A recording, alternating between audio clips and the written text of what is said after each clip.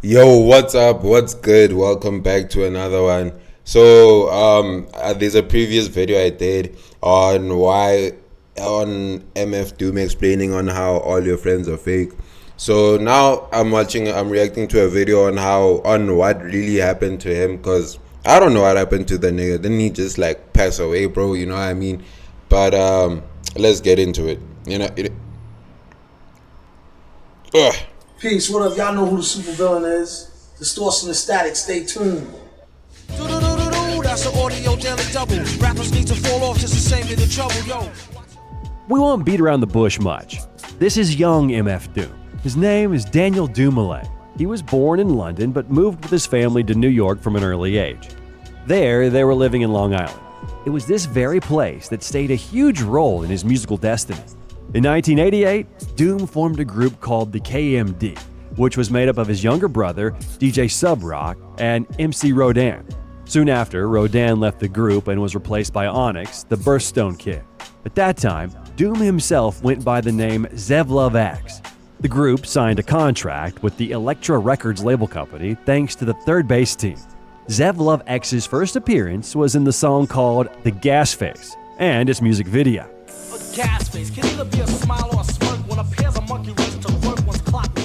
Then their debut album was released called Mr. Hood, and the music videos for the songs Peach Fuzz and Who Me were played on the Yo MTV Raps and Rap City shows.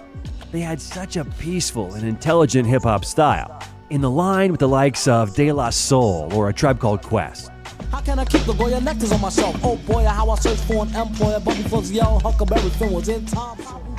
From Bro, this was such a different time in music, bro. This was such a different time, bro. I swear if you were to play this type of music for like a lot of the new generation kids, bro, they're not gonna be vibing to it, bro. You know what I mean? They're not gonna enjoy it the same way, bro. So hey man, music really done change, bro. Music really done change, bro.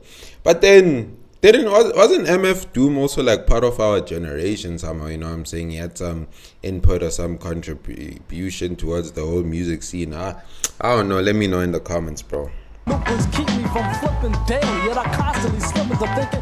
Elektra Records broke off the contract with them and forbade the release of the second album because of the provocative cover, which the team didn't want to change.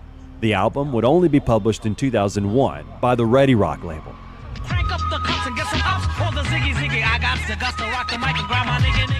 After all of these events, the then still Zev Love X stopped making music and disappeared for 4 years. It was a dark time for the protagonist of our video, but he nevertheless mustered up the strength to return to music. He began performing at open mic events, and at one of such events, a historic moment took place: the birth of the MC Doom character. He then showed up with pantyhose over his head. Nope, that's not a joke. He seriously showed up with pantyhose. And a drunk guy sat next to him and said, "Bro, so you called yourself Doom because of like Dr. Doom from the comic books about the Fantastic Four?" Although in reality, it was a shortened version of his name, Dumoulet. But there was no turning back. Before 1999, to keep himself anonymous, he used stockings and bandanas. From 1999, he began using masks. He then flaunted the mask from Gladiator, and in 2004, he already had his own signature style mask. The mask really represents the whole like to rebel against the trying to sell the product as a human being, you know what I mean? It's more of a sound. And so, at 20, Man, I hate, bro. I hate when rappers try to make like something become deep. You know what I'm saying? He said a mask is what, bro? It's just a mask, bro. It's just a mask cause you rocks with it, bro. You like being anonymous. I don't know. It's a character or persona, bro. You don't need to say it's a mask because of this, that, and the third. You know, give it a meaning. Bada boom, bada bang. Like. Sure, people are curious, bro, but no one's having like sleepless nights over why you wearing a mask. It represents the whole like to rebel against the trying to sell the product as a human being. The mask represents the whole trying to sell the product as a human being. It's rebellion. The fuck does that mean, bro? What does that even mean?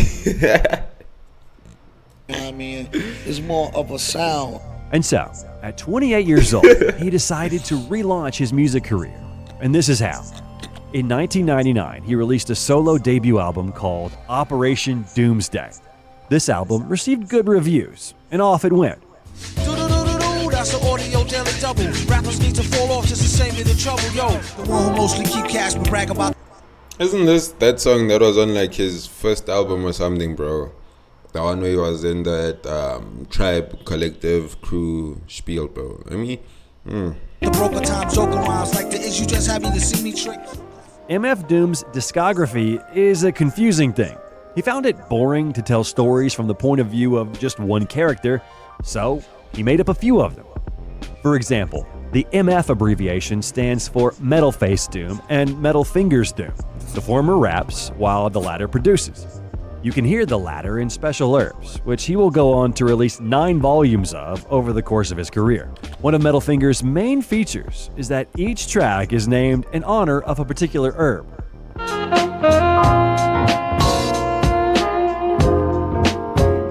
MF Doom is a classic villain who isn't understood by many people. He is looked upon a bad person, but in reality, he has a heart of gold, and he is also concerned about children. He's like Robin Hood. By the way, in Doom's first solo, he introduced us to yet another one of his alters, his King Ghidra, who has come from outer space. The name is of the 3-headed golden dragon who used to always fight with Godzilla. He's the strongest of all the characters, and here he is, precisely a villain in its purest form. He can be heard on the track Red and Gold.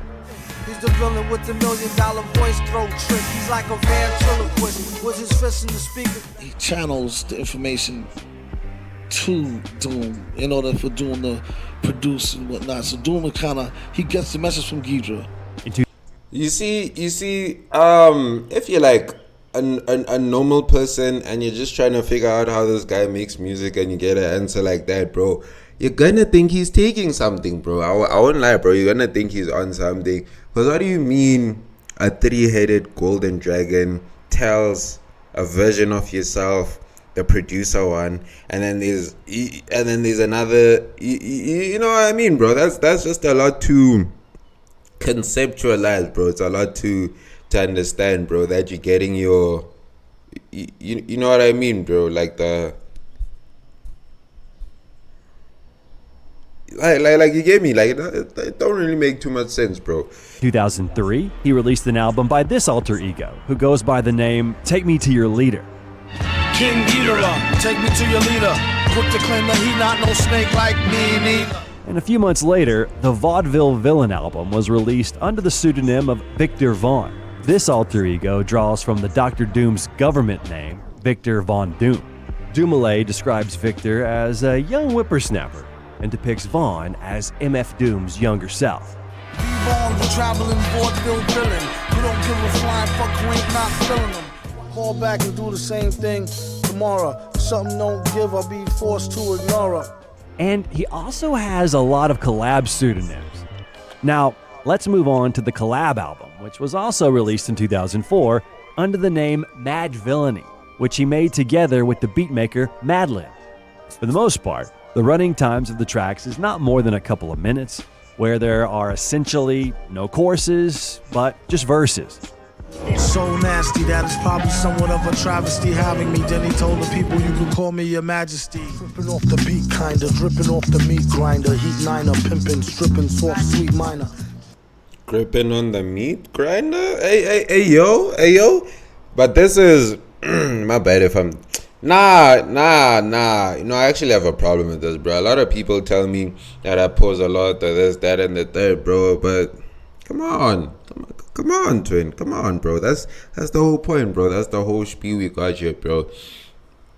Now I even forgot what I wanted to say. Oh, yeah, bro. The thing about having a song with all verses, no chorus, no hooks, is that it's difficult to make such a song. Fuck, flies in the house, bro. Fuck me. It's difficult to make the song catchy, bro. You know what I mean?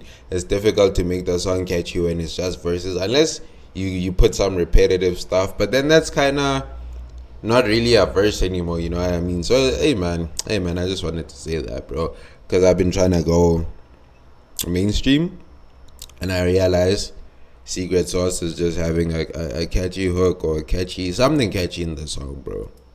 The most interesting and funny thing is that a beef started between Victor Vaughn and MF Doom after this album. This will be a bit funny for me to recount, like as if these are two different people, but let's give it a shot. In the Fancy Clown track, Victor claims that she cheated on him with MF Doom. How dare you drag my name in the dirt and cheat? You could have broke it off, ended it, and dipped. Also, in Victor's next release, under the name of VV2, is also known as... Bro, so this guy is dropping music under MF Doom, under Victor Vaughn, and under that three-headed golden snake dragon. Bro, he had this music shit on lock, bro. You know how hard it is just to make music under yourself, bro, as one individual? He had 3 people, bro. He was pushing 3 careers at once, bro. Amen. Amen. Venomous Villain, there is an interlude, Doom on Vic, where, as you can conclude from the name, MF Doom talks about him. But then Vic, he earned his own rights, you know what I'm saying? Now he doing his thing, and he got his own little niche. Vic is kind of plotting on him. I think he getting a little jealous because Doom is getting shine, like, so Vic is gonna come, well, he's talking about coming out with it like a diss record, so Vic is gonna come. He's gonna come hard with some shit. You know what I mean? Is Doom ready to respond? I don't know. We gotta see. He's nice though. I mean, I wouldn't go up against him. MF Doom always wanted to bring fun and frenzy into his verses, as well as some element of surprise. And he continued doing that in his next conceptual album, Food. But then songs are not necessarily about food. They might Right. be about something else. Double entendres, yeah. It's all in there, you know what I mean? To give an example, the One Beer track is about the importance of self-discipline, thinking critically, and looking at the effects of one's words and actions. There's only one beer left. Rappers screaming all in our ears like we're deaf. He also inserted fragments of old songs and made them out to be like choruses. Never let your so-called mans know your plans. A show of hands. And he also liked inserting skits from cartoons. Like, for example, in the Hoe Cakes track at the end of the song, we hear a dialogue from Spider-Man Canon of Doom, released in 1982. Warming up out there on Long Island with Doom. Doom? Here in New York? They're on his Long Island estate with Dr. Doom. Doom? Here in New York? Yes, it was Jameson's idea. He heard that Dr. Doom has an amazing new machine. And what's also worth noting is that he wrote all of the music for the album on his own. He would find samples and play around with them in interesting ways. For example, listen to the track Supersonic by JJ Fad. Supersonic. This is how MF Doom played around with this piece. That sounds great. Shorty girl's a trooper. No matter what I needed to do, she'd be like... And by the mid-2000s, a paradox took place. The person who was completely anonymous and hid behind his characters and never wanted to talk about his personal life, in the end, became one of the most recognizable people in hip-hop and a great marketing expert. And if someone's interested as to why he decided to be anonymous, the answer... No way this guy had millions of dollars in his pockets and he was Mr. Exclusive, anonymous, and popping off. And he had ashy elbows, bro. Butter make me tight, bro. Butter make me tight. Because how do you have so much money but you can't get some Vaseline for them? Yeah, but you can get some... became one of the most recognizable people in hip-hop and a great marketing expert. And if someone's interested as to why he decided to be anonymous, the answer is very simple.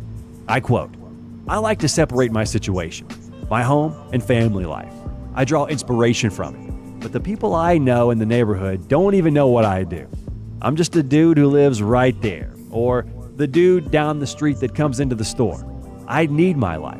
I'm not trying to change my life for this rap shit. For real. Definitely not. Come on. Not when you can do both. I enjoy music, make music. I make money with this music, live off music, share music, but you still need to have your life." Even when he was asked to say something about himself, he had no such answers. I drink water every day. I try to make sure I drink at least a liter of water every day. I love flowers. I love plants, flora, things, trees, things of nature. I love purple. The color purple is my color. In short, Dumoulin made up his own heroes, his own universe, his own sound aesthetic, and it worked like a charm. And because of it, the Adult Swim company took an interest in it.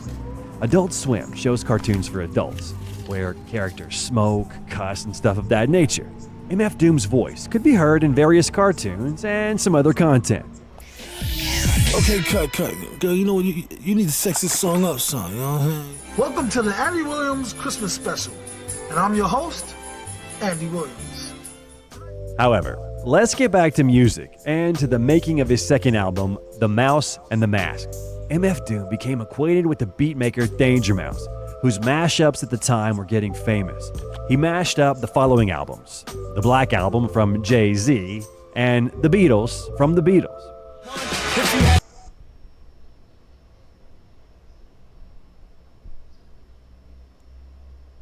I don't know these albums. Just to better understand who this Danger Mouse is, these are some hit songs that were produced by him.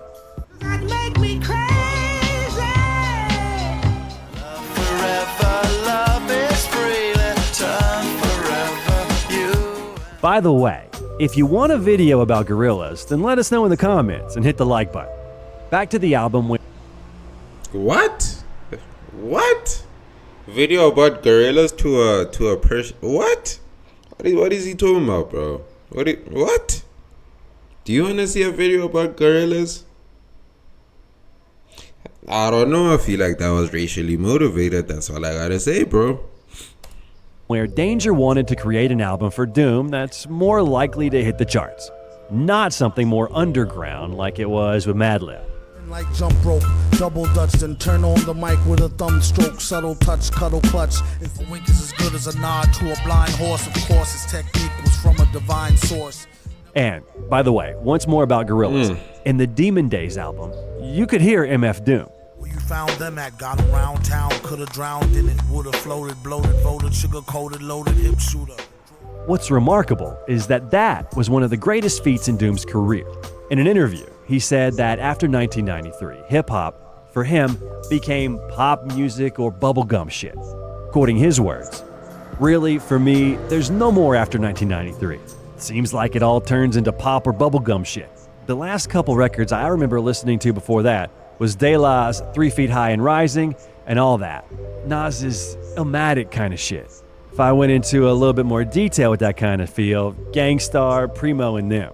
But around then, it seems like mass production turned..." Bro, and imagine Nas's Illmatic is like one of the classics or whatnot, and then Doom, someone from that time was like, nah, that's some bubblegum shit, bro. But if he says my music is some bubblegum shit, I might have to...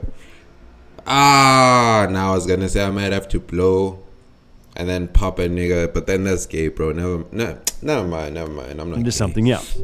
On the mainstream tip, you had to go a little deeper to find anything. Bobbito with the Cenobites album and Wu-Tang, they were breaking barriers, but I really can't remember anything after that. In 2006, MF Doom produced a few tracks for a couple of albums of the members of Wu-Tang Clan, Ghostface Killah. In this track, the beat was made in Doom's style. Yo, he got a stone some grease. In his mouth he had like 30 plus carrots. Big racks, smoke cigars like a... The last solo album under the pseudonym of MF Doom was released in 2009 under the name of Born Like This. Already woke, spit a joke, barely spoke, rarely smoked, stared at folks when properly provoked, mirror broke. Villain man never ran with krills in his hand and won't stop rocking. Bro, if there's one thing I'm getting from MF Doom is that he was just focused on rhyming his music, bro. Maybe concepts and shit, bro, but like he just liked rhyming, bro. You know what I'm saying? He was just lyrically focused on rhyming, bro. Interesting. Till he clocked in a gazillion grand. In 2010, he couldn't return to the States after his European tour. The whole thing is that Dumoulin never became a naturalized citizen, so he acquired a British passport prior to his tour. After completing the tour later that year, he was refused re-entry to the United States. The European tour was only his second international tour, and he had previously avoided leaving the United States. He had believed that he would be able to secure re-entry based on his long-term residency and family connections. The denial of re-entry forced Dumoulin apart from his wife and children, and for nearly 2 years he saw them only via video calls or during their brief visits to the United Kingdom. They were reunited when his family moved to London in 2012, and Dumoulin said he was done with the United States and started residing in Leeds. Many of the artist's fans were angry at the US government for the fact that this issue was never resolved, even though Obama himself added him to his list of favorite songs of the year in 2022. And Biden included. Bro, that would make me so tired, bro. That would make me so tired if these presidents, they like my music, but they can't help me with my situation. Imagine not being able to see your wife and kids for 2 years and this guy saying, damn, you make bangers though? Fuck that, bro. Fuck that, bro. The track Coffin Nails in his inauguration playlist. One user said, insulting that the Obama administration deported MF Doom and then Joe Biden puts it on his inauguration playlist. In October 2020, Dumoulin was admitted to St. James University Hospital in Leeds, England, after suffering respiratory problems. On October 31st, he died from angioedema, a rare reaction to a blood pressure medication he had been recently prescribed. He had suffered from high blood pressure and kidney disease. Due to the COVID-19 lockdown, Dumoulin's wife Jasmine was not allowed to visit him in the hospital until the day of his death. That's Jasmine so announced ass. Dumoulin's death on December 31st. That's so ass, bro. Imagine he passed away without seeing his wife, bro, because of stupid COVID, bro. That's so stupid, bro. That's so stupid. I mean, it would have been okay if he got better and ended up healing, but now that he passed away, that's stupid, bro, because now he couldn't see his wife or his kids after having like so much time separated from them, where they only did like video calls and stuff, and then when he gets them, he gets sick, and then he can't. Bro, I'd be so tight, bro. I'd be so tight, bro. I'd be so mad. Verse 2020. The cause of death was not announced until July 2023. After it became known that he had passed away, the internet was filled with grief. A huge number of rappers admitted that they were fans of MF Doom. After the supervillain's death, MF Doom became a superhero. And, as they say, superheroes never die. Rest in peace, Dumoulin Daniel Thompson. I am a super motherfucking villain. I'm sure y'all know that though, right? It's really me. It's really me. Yo. The next video that I recommend you watch. Alright, so that was what really happened to MF Doom. And this video is more or less about like his story, you know what I'm saying? Yeah, more or less about his story. I actually enjoyed this one. Found it a bit educational. So this is like what? The thing is, I can't say which day of December this is gonna go on, because my videos are like pre-recorded. So what I post like today would probably be recorded like last week or some shit. So like, comment, subscribe, and peace. Mwah. On the forehead.